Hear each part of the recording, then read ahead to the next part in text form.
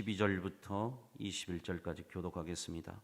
그러므로 너희가 이것을 알고 이미 있는 진리에 서 있으나 내가 항상 너희에게 생각나게 하려 하노라.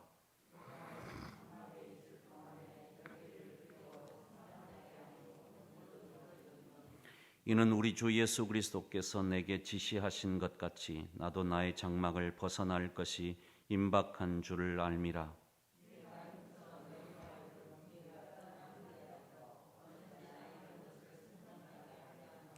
우리 주 예수 그리스도의 능력과 강림하심을 너희에게 알게 한 것이 교묘히 만든 이야기를 따른 것이 아니요 우리는 그의 크신 위엄을 친히 본 자라.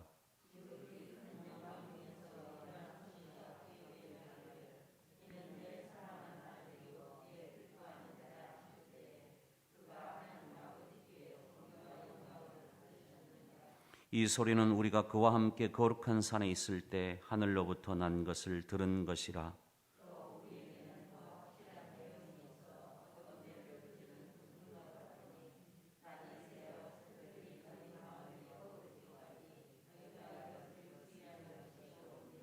먼저 할 것은 성경의 모든 예언은 사사로이 풀 것이 아니니 예언은 언제든지 사람의 뜻으로 낸 것이 아니요 오직 성령의 감동하심을 받은 사람들이 하나님께 받아 말한 것임이라. 아멘. 베드로 사도가 이 베드로후서 편지를 성도들에게 보내면서 왜 자기가 성도들을 가르치고 또 교훈하고 있는지의 이유에 대해서 오늘 본문에 보면 몇 가지가 나옵니다. 우선 첫 번째 12절을 보면 너희가 이것을 알고 이미 있는 진리에 서 있으나 내가 항상 너희에게 생각나게 하려 하노라. 베드로 사도가 왜 계속해서 성경을 가르치고 그들에게 하나님의 교훈을 계속해서 가르치는지 이유에 대해서 이렇게 설명합니다. 너희가 이미 다 알고 있고 진리에 서 있지만 그러나 너희에게 항상 생각나게 하려고 내가 지금도 이 편지를 쓰고 있고 너희들에게 이 가르침을 주고 있다. 여러분, 이것이 우리의 신앙이 계속되어야 될 이유고 우리의 신앙이 성숙해야 될 이유입니다. 여러분, 우리 그렇잖아요. 우리 성경 이미 많이 알고 있어요. 정말로 오랫동안 우리가 예수를 믿었다고 한다면 10년, 20년, 평생을 믿었다고 한다면 우리는 성경의 지식을 너무나도 잘 알고 있어요. 그런데 그 말씀이 내가 평상시 알고 있었던 그 말씀이 어떤 상황에 딱 맞닥뜨렸을 때 하나님의 말씀이 먼저 딱 생각이 나고 하나님의 말씀이 내 입술을 통해서 탁 터져 나와야 되는데 그게 참 어렵단 말이죠. 자, 예를 들어서 내 삶에 고난이 갑자기 찾아왔어요. 힘든 일이 찾아왔어요. 우리는 성경을 많이 알고 있어서 그런 고난이 찾아왔을 때 어떻게 해야 되는지 다 알고 있어요. 원망하거나 불평하지 말고 그 상황 속에서도 감사하고 믿음의 줄을 딱 붙잡고 믿음으로 이겨나가야 된다라고 하는 것을 우리는 너무나도 성경을 많이 읽어서 배워서 잘 알고 있어요. 그런데 그게 쉽게 안 됩니다. 그렇게. 오늘 사도 베드로가 우리에게 말하는 것처럼 우리가 그런 상황 속에서도 하나님의 말씀이 먼저 생각나고 그런 상황에 대해서 성경이 말하고 있는 대로 반응할 수 있었으면 좋겠습니다. 우리가 그렇게 되기를 축복합니다. 두 번째 이유가 13절 이후에 나오고 있습니다. 내가 이 장막에 있을 동안에 너희를 일깨워 생각나게 함이 좋은 줄로 여긴다. 자, 이 성경에 보면 장막을 이 세상의 삶으로 비유할 때가 많이 있죠. 사도 바울도 그렇게 표현을 했습니다. 장막, 텐트를 치고 이 세상에 사는 것, 그것이 내가 살아있을 동안에 이 세상의 삶이라는 거죠. 장막을 걷는다, 텐트를 걷는다 그런 것은 내가 이제 이 세상의 삶을 정리한다, 내가 죽는다 하는 것이죠. 오늘 베드로 사도가 내가 장막에 있을 동안에, 다시 말하면 살아있을 동안에 예수님이 내게 지시한 것을 너에게 가르쳐야 하니까. 왜냐하면 그 이유가 14절에 나옵니다. 이는 우리 주 예수 그리스도께서 내게 지시하신 것 같이 나도 나의 장막을 벗어날 것이 임박한 줄을 알미라. 내가 내 장막을 벗어야 할 때가 임박해 온다. 나의 죽음이 점점 가까이 오고 있다라고 하는 것을 알았기 때문에 오늘 베드로 사도는 끊임없이 성도들에게 그 주의 교훈을 계속해서 가르치고 있는 모습을 우리가 보게 됩니다. 내가 이 세상에 영원히 살 존재가 아니라 이제 나의 죽음이 얼마 남지 않았구나. 내가 이 세상에서 살 날이 얼마 남지 않았구나 하는 것을 우리는 깨달으면 깨달을수록 그 가르침의 긴박함을 가지고 있기 때문에 우리가 더 잘 가르칠 수 있는 거죠.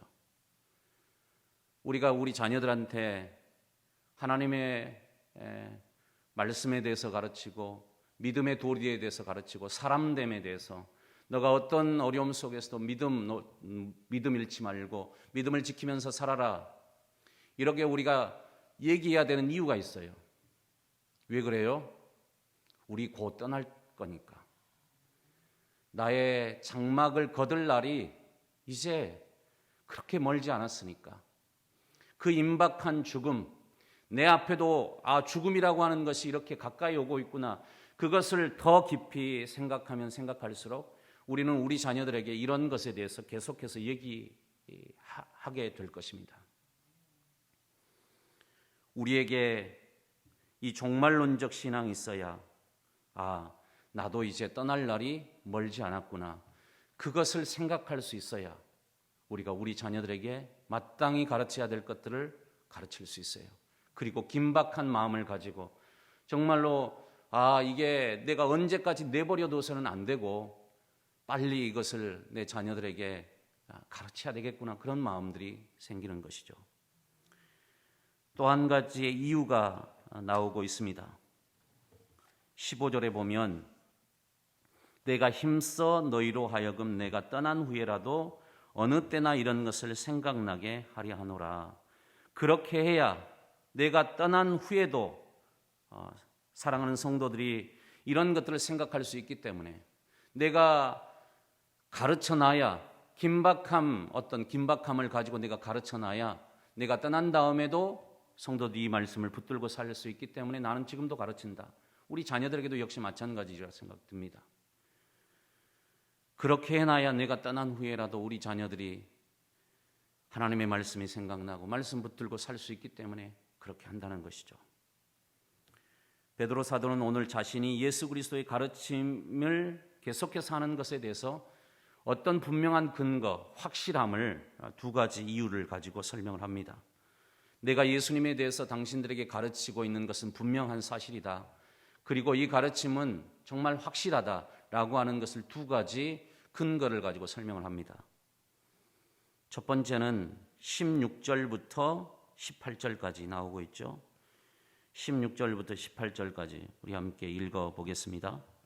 우리 주 예수 그리스도의 능력과 강림하심을 너에게 알게 한 것이 교모히 만든 이야기를 따른 것이 아니요 우리는 그의 크신 위엄을 친히 본 자라. 지극히 큰 영광 중에서 이러한 소리가 그에게 나기를 이는 내 사랑하는 아들이요 내 기뻐하는 자라 하실 때 그가 하나님 아버지께 존귀와 영광을 받으셨느니라.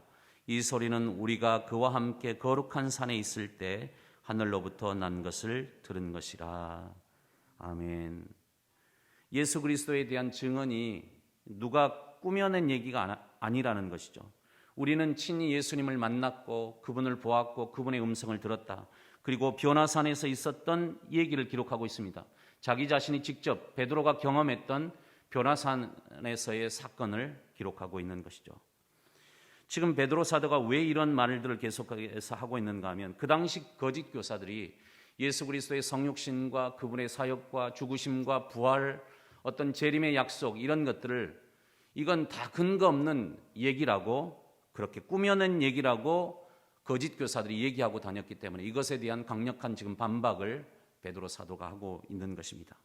예수님은 역사 속에 실존하셨던 분이다. 우리가 지금 예수님의 탄생을 기념하는 성탄절을 기다리고 있습니다. 왜 기다려요? 그분이 실제로 이 역사 속에 들어오셨기 때문에 하나님이신 그분이 이 인간의 세계로 낮고 낮은 인간의 몸을 입고 이 세상에 그분이 실제로 태어나셨기 때문에 역사 속에 현존하셨던 그분을 우리가 오늘 바라보면서 기대하고 기다리고 있는 것이죠.